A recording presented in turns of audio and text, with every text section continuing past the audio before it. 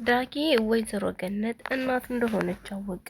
ወይዘሮ ገነት እናት መሆኗን የነገረው ሳሚሻ ነው። ሳሚሻ ይህን ነገር መንገሩ በጣም ጥሩ ሰው እያሰኘው ነው። በዚያ አጋጣሚ የዚች የብሌንንም እናት ቢነግራት፣ ሰላም እናቷ እንደሆነ ቢነግራት በጣም ደስ ይላል። ቅንነት ለራስ ነው የሚባለው ለዚህ ነው።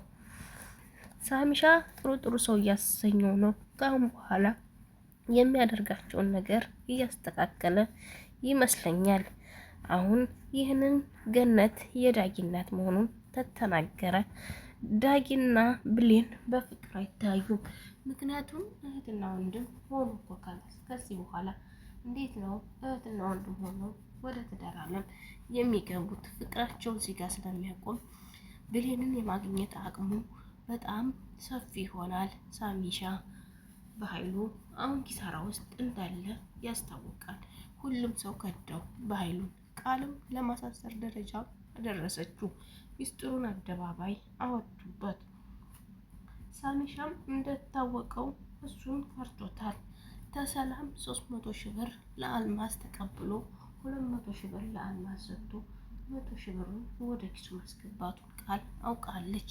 እሱ ግን የተቀበልኩት 200 ሺህ ብር ነው አላት። ቃል ግን ልክ እንደዚህ ነው የተቀበልካት? ግን ሳሚሻ እማዬ እኮ ስታወራ ወይም ሰላም ስታወራ እኮ 300 ሺህ ብር ተጠየቅኩ ነው ያለችኝ። 300 ሺህ ብር እንዳይሰጠችክ አለችው። አይ 200 ሺህ ብር ነው ቸክ አድርጌዋለሁ አላት። ሰላም ግን የላከችው 300 ሺህ ብር ነው። 100ውን ወደ ራሱ አድርጎ 200 ሺውን ወደ አልማዝ ያደረሰላት። እንዲህ አይነትን ስራ ለካ ብር ያስገኛል እንዴ! ይገርማል እኮ። ሳሚሻ ስልክ ደወለና ለዳጊ እንገናኝ በር ላይ ወሳኝ ነገር የምነግርህ አለ ሲለው፣ አንተ ደግሞ ምን ልነግረኝ ነው? ከህይወት ይወጣልኝ ነበር ያለው።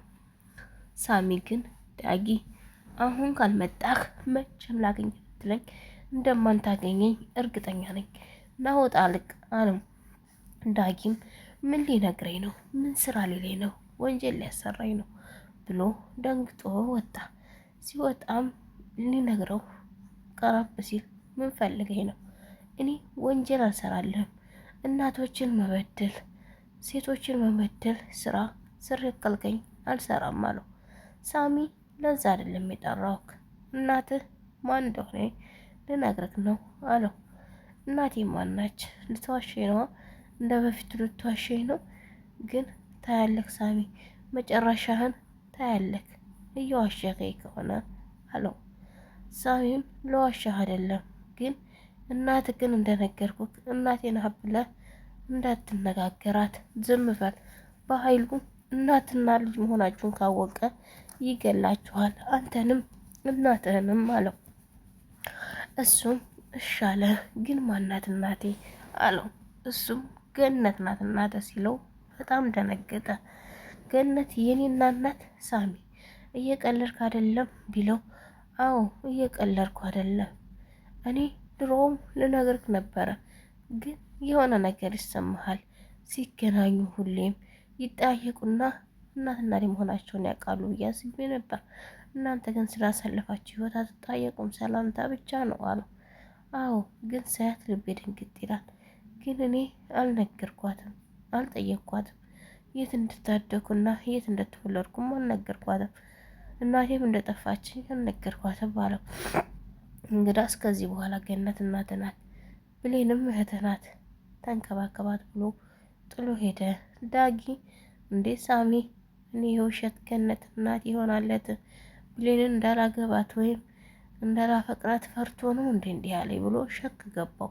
ግን አጣራለሁ፣ የልጅነት ፎቶ የድሮ ፎቶ ካላት አሳይኝ እላታለሁ ብሌንን ብሎ ብሌንን ወደ ሰላም ቤት ሄዶ ብሌንን ጠራ። ነይ እንሂድ ብሎ ወሰዳት እየጎተተ። ዳጊ ወዴት ነው የምወስደኝ እያለች ብሌንም ትጮኻለች። ነይ እናትሽ ቤት ነው የምንሄደው ብሎ ወሰዳት። እዛ ከደረሱ በኋላ ለምን ይዘህ መጣ አለችው። የእናትሽን የድሮ ፎቶ እፈልጋለሁ አሳይኝ አላት። ለምን አለችው። ዝም ብለሽ አሳይኝ አላት። እሺ አለችው። የድሮውን ፎቶ አውጥታ ሰጠችው። ምን ነው ግን አልገባኝም ዳጊ እያለች ግራ በመጋባት ሰጠችው። እሱም ሲያይ ልክ ስቅስቅ ብሎ አለቀሰና ሳማት። እናቴ ናት ገነት የኔና እናት አለ። እንዴት አለችው። ፈቶዋን አየሁ።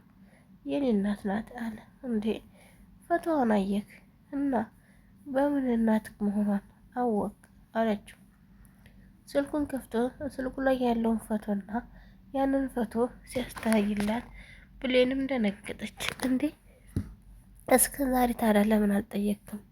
እናትክ እንደጠፋችና እናትክን እንደማንታውቃት ለምን አብረከን ስትቆይ አልነገርከንም አለችው። ምን ይጠቅምሻል ብዬ እነግርሻለሁ። ይሄ ነገር ልብ ይሰብራል እኮ። እንደምንታየው ደግሞ አንቺ እናትሽን እንዲፈለግሽ መንገድ ላይ ነሽ። ብነግርሽ እኔ ሀሳብ ይደራረብብሻል፣ ይጨመርብሻል እንጂ ምንም መፍትሄ የለውም ብዬ ነው አላት። ተቃቀፉ።